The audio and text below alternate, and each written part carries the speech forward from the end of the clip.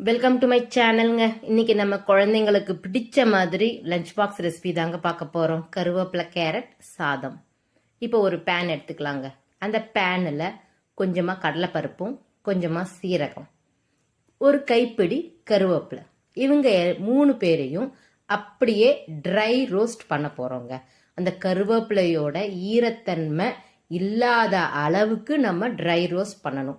இறக்கறதுக்கு ஒரு 2 நிமிஷத்துக்கு முன்னாடி இந்த சாதத்துக்கு கம்மியாக அந்த மிளகு வாசம் வரணும். அதுக்காக கொஞ்சமாக மிளகு போட்டுக்கோங்க. இவங்க எல்லாத்தையும் போட்டுட்டு ரூம் டெம்பரேச்சர் வந்த பிறகு மிக்சி ஜாரில் மாற்றி வச்சுக்கோங்க.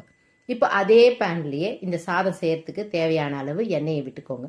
எண்ணெய் விட்டதும் எண்ணெய் காஞ்சதும் கொஞ்சமாக கடுகு போட்டுக்கோங்க. கடுகு நல்லா வெடித்த உடனே உளுத்தம்பருப்பையும் கடலைப்பருப்பையும் நம்ம தாளிப்புக்கு போட்டுக்க போகிறோம்.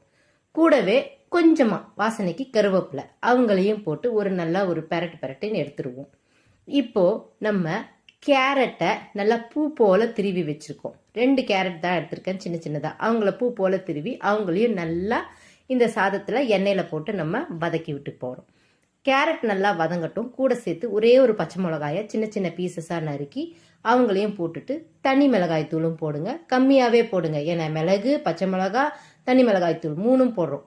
இவங்களுக்கு தேவையான அளவு உப்பு போட்டுருங்க. இப்போ மிக்சி ஜாரில் வச்சதை நல்லா பொடியாக அரைச்சிட்டு அந்த பொடியையும் இந்த கேரட்டோட சேர்ந்து நல்லா 2 ஸ்பூன் போட்டிருக்கேன், போட்டு நல்லா பெரட்டி விட்டுருங்க.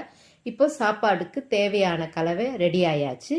இப்போ இந்த கலவையோட நம்ம சூப்பராக உதிரா சாதம் வடித்து வச்சுருப்போம். அந்த சாதத்தையும் போட்டு அந்த சாதம் உடையாத அளவு மெல்ல அதை பெரட்டி விடணும்.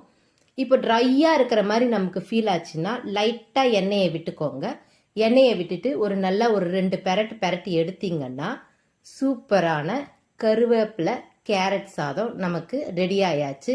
இந்த சாதம் முக்கியமாக குழந்தைங்களுக்கு கொடுக்கணுங்க. ஏன்னா இது கேரட் இருக்குது இந்த சாதத்தில், கருவேப்பிலை மெயினாக நம்ம எவ்வளோ கருவேப்பிலை போட்டிருக்கோம் அது அவங்களுக்கு ரொம்ப ரொம்ப நல்லது. அதனால குழந்தைங்களுக்கு மெயினாக இந்த சாதத்தை செய்து கொடுங்க. கருவேப்பிலை கேரட் சாதம் கண்டிப்பாக செய்து கொடுங்க. தேங்க்யூ.